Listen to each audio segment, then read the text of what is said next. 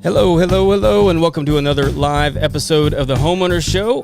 Here live with the net at Pedro's in Conroe. We got a special guest with us tonight. Excited to get into this with you guys.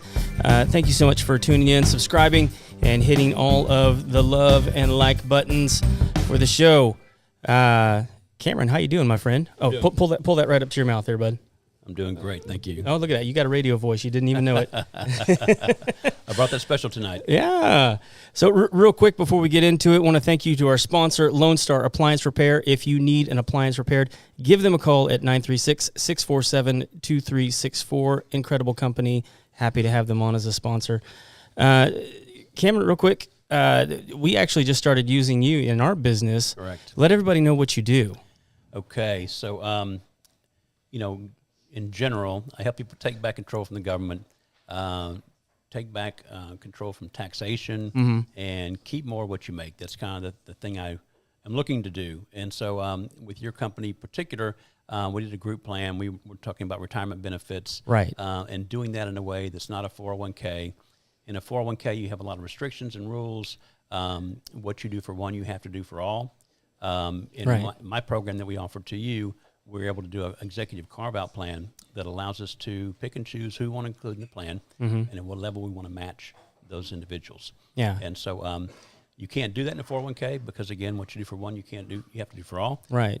Our program, again, has that unique ability to flex and do what you want to do. In your case, we offered it to all of your employees, but it might be a situation where they want to offer it to their exec team, or maybe just the owner wants to have benefits himself but doesn't want to have that necessarily yet for all of his employees. You might want to add them later. Yeah. And we can come back and do that. And there's no time of year we have to do that. It can be done anytime. Right. Which is great because if there's an employee that I have that I don't like, I can exclude them openly. Right? Open shame. That's right. You're not doing so great, bud. Step it up. Yes, Maybe you'll get into the plan. Exactly right.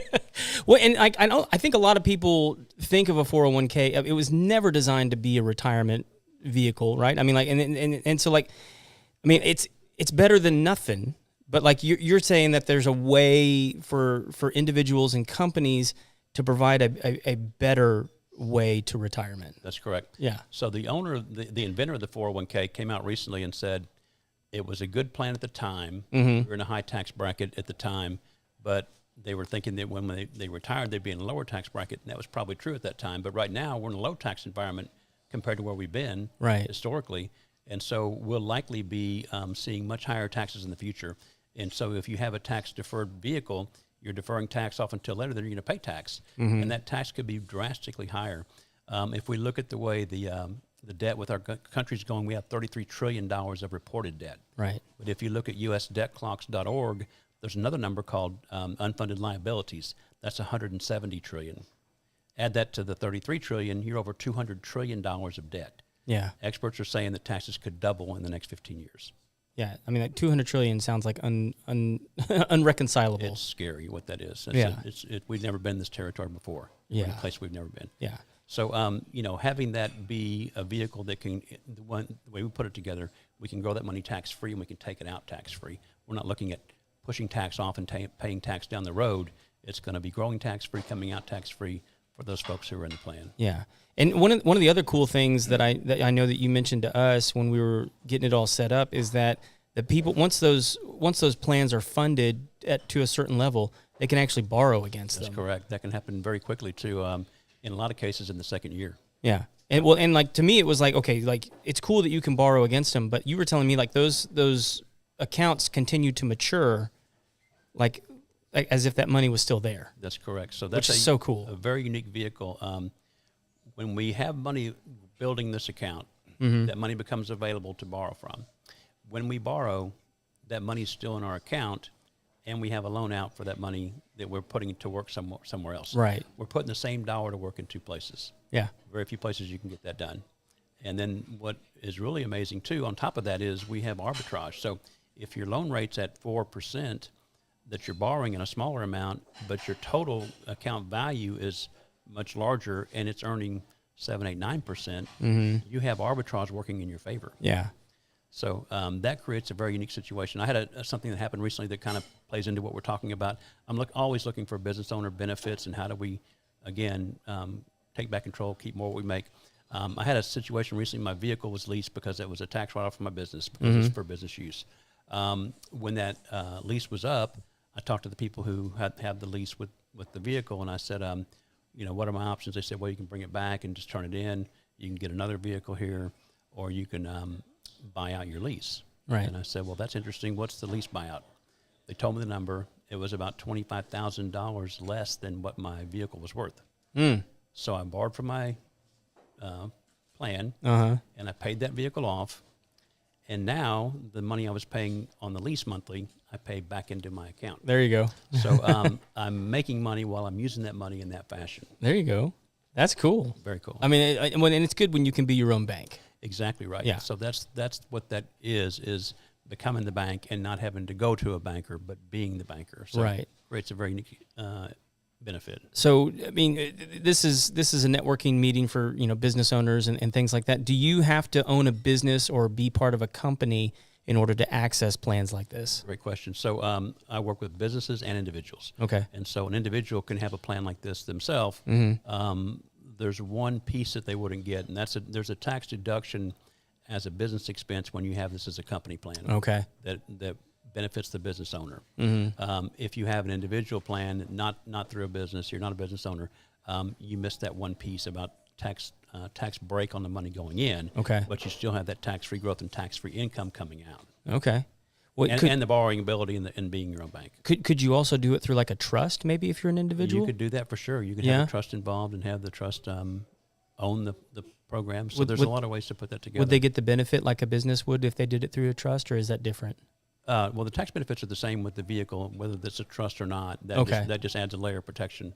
I got you. The trust does. Okay. Yeah. I didn't know if it operated like an LLC or anything like that. So multiple ways to set the trust up, but that's kind of like a tool in addition to the program itself. It's probably a good question for an attorney. Yeah. Well, they're the ones who set the trust up. So, well, yeah, that's right. That's right. Yeah. So, anything else everybody needs to know? Well, I think that there's a lot of things that we can do with the tax code, and I think that I'm not anti-government or anything anti-tax. We should pay tax that we owe. But we can also take a look at the tax code and see what can we take advantage of that's there for us. Right. The tax code is there for people to use, and it's thick. Right. So we need to find those places in the tax code that allow us to take a tax advantage or a tax benefit and then put more in our pocket, right, less going out to the government. Well, I mean, someone explained to me that not the entire tax code, but I mean, like a good way to look at taxes is it's the government telling you how they want you to spend your money. Correct. Or where they want you to put your money, because they will give you incentives to put it where they think they want it to go. That's right. Now, it's your job to work through that and figure out whether or not that's beneficial to you or helpful to you. But like they're going to tell you through, rebates and credits and all sorts of tax breaks, like how they think and how they want people to be investing their money at that time. Yeah, you said it correctly. It's an incentivization, incentivizing people to do something. And when we take advantage and we understand those codes, there's a lot we can do. Yeah, because most people look at it like a penalty. Right. A lot of people look to their CPAs for that, and CPAs are great at keeping you in line and keeping you in, within the codes, what the codes say. Right. But they're not usually looking for all the strategies, and they're not usually tax planners. They're tax managers. They do your tax forms for you and keep you in compliance, but they're not really there. Most of them aren't that savvy with the actual ways that we can save taxes and the codes that we can use for those things. Yeah. Well, if you've maybe made somebody more curious about what it is that you do and they're interested in finding out more about it, how do they get a hold of you? Well, my website is arsretirement.com. They can go there and take a look. I'm revamping the website right now, so that'll be new very soon. It's in the works. Oh, cool. Putting some videos, a lot of things on there that we didn't have before. My cell phone number, direct number is 281-250-2517. Okay. And they can also email me at arsretirement.com. Cameron at arsretirement.com. Fantastic, man. Yeah. Thank you so much for sitting down. Yes. Thankful to everybody for listening in here live and out there on Facebook and the YouTubes. Join us next time, and we'll have another great episode. Cameron, thank you so much for sitting down, bud. Thank you, Craig. Appreciate it. Y'all have a good night.